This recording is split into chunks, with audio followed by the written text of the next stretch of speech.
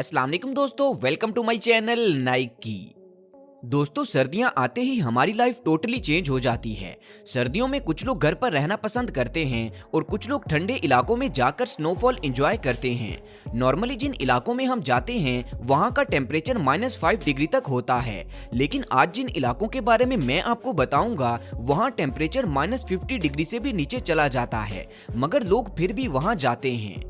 तो चलिए वीडियो शुरू करते हैं और देखते हैं दुनिया की सबसे ठंडी 3 जगहें। Vostok station. दोस्तों, वोस्टॉक स्टेशन बेसिकली रशिया का एक रिसर्च सेंटर है जो कि अंटार्कटिका के साउथ पोल में मौजूद है।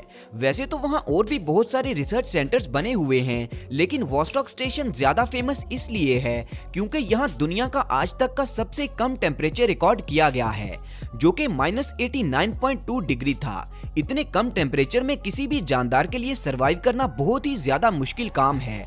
यहाँ पर इंसान भी फ्रोस्टबाइट का शिकार हो सकते हैं, जिसकी वजह से उनकी मौत वाकया हो जाती है। इसीलिए अंटार्कटिका में आम लोगों को जाने की बिल्कुल भी इजाजत नहीं।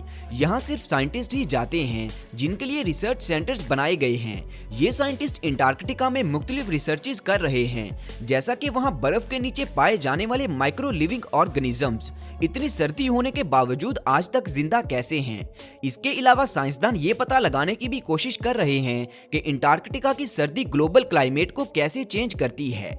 दोस्तों, अगर यहाँ रहने वाले साइंटिस्ट के लाइफस्टाइल के बारे में बात की जाए तो ये लोग बहुत सारा खाना अपने साथ लेकर जाते हैं ताकि महीनों तक इन्हें खाने की कोई परेशानी ना हो।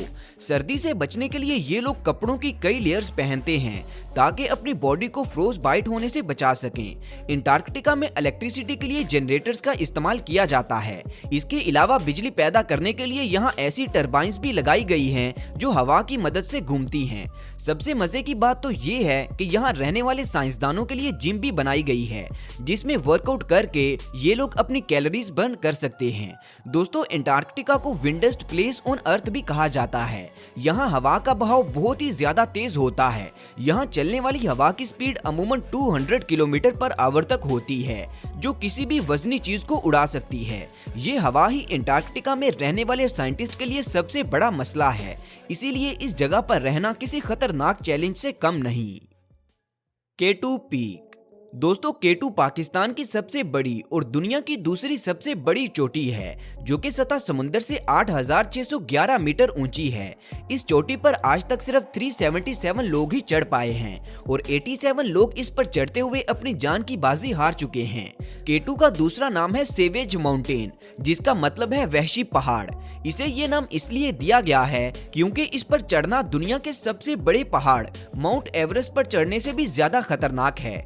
इस चोटी पर चढ़ने के लिए क्लाइंबर्स को बहुत सारी मुश्किलात का सामना करना पड़ता है। शदीद सर्दी की वजह से इन्हें फ्रोस्टबाइट होने के चांसेस बढ़ जाते हैं।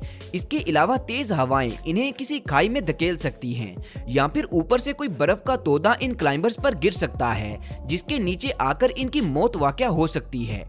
दोस्तों, इस चोटी पर चढ़ने के लिए सबसे पहले तो आपके पास लाइसेंस होना लाजमी है, जो कि सिर्फ प्रोफेशनल क्लाइंबर्स को ही दिया जाता है।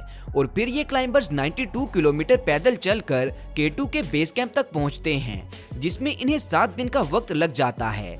इसके बाद ये लोग हाइकिंग करते हुए ऊपर कैंप 4 तक पहुंचते हैं, जो कि 8000 मीटर ऊंचा है। इससे ऊपर वाले हिस्से को बॉटलनेक या फिर डेड जोन भी कहा जाता है, क्योंकि ज्यादातर क्लाइंबर्स की मौत इसी जगह पर होती है।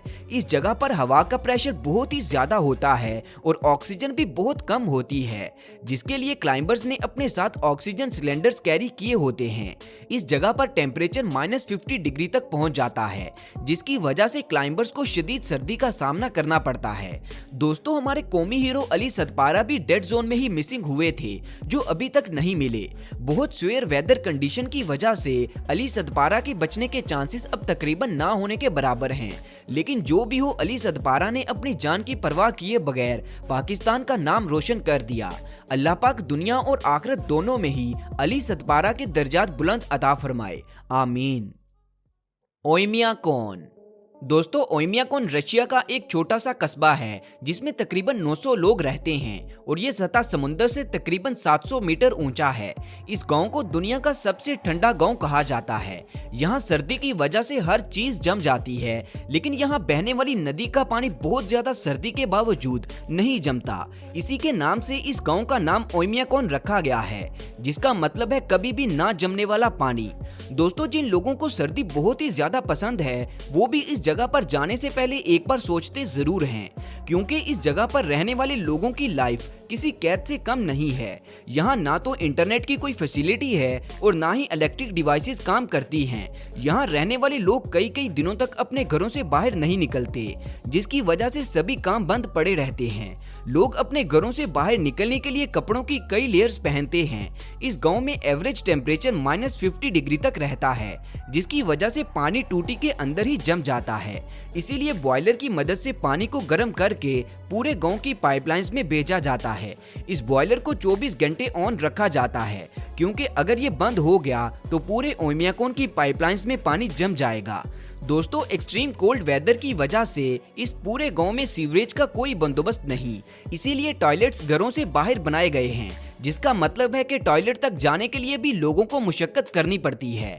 इसके अलावा यहाँ व्हीकल्स के लिए इस्तेमाल होने वाले डीजल के अंदर केरोसिन ऑयल को मिक्स किया जाता है ताकि डीजल गाड़ियों के इंजन में ना जमे।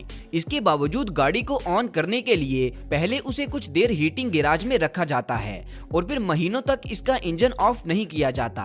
दोस्तों जनवरी 1924 को इस गांव का आज तक का सबसे कम टेम्परेचर रिकॉर्ड किया गया था, जो कि -71.2 डिग्री था और इसी की याद में इस गांव के अंदर एक मॉन्यूमेंट भी बनाया गया है। सबसे ज्यादा हैरानगी की बात यह है कि यहाँ रहने वाले बच्चे -50 डिग्री टेम्परेचर के बावजूद रोजाना स्कूल जाते हैं। इस पूरे गांव में सिर्फ एक ही स्कूल है। जब टेम्परेचर -55 डिग्री तक जाता है तो इस स्कूल को भी बंद कर दिया जाता है। जिन लोगों को सर्दियां बहुत ही ज्यादा पसंद होती हैं वो इस गांव में जाकर यहाँ की सर्दी एंजॉय करते हैं और अब ओयम्याकोन में टूरिस्ट की तादाद पहले की निस्बत काफी ज्यादा बढ़ती जा रही है। इसीलिए इस गांव में अब पोल ऑफ कोल्ड के नाम से एक एनुअल फेस्टिवल भी सेलिब्रेट किया जाता है, जिसमें दुनिया भर से लोग इकट्ठे होते हैं। दोस्तों ये थी दुनिया की सबसे ठंडी तरीन जगहें जहां की सर्दी एक्सपीरियंस करने के लिए लोग यहां जाते भी हैं। आपको इनमें से कौन सी जगह सबसे ज्यादा पसंद आई और आप इनमें से किस जगह पर जाना चाहेंगे, नीचे कमेंट्स करके मुझे लाजमी बताएं। दोस्तों वीडियो अच्छी लगी तो प्लीज वीडियो को लाइक जरूर कीजिएगा और ऐसी ही वीडियोस देखने के लिए मेरे चैनल को भी लाजमी सब्सक्राइब कर लें। शुक्रिया।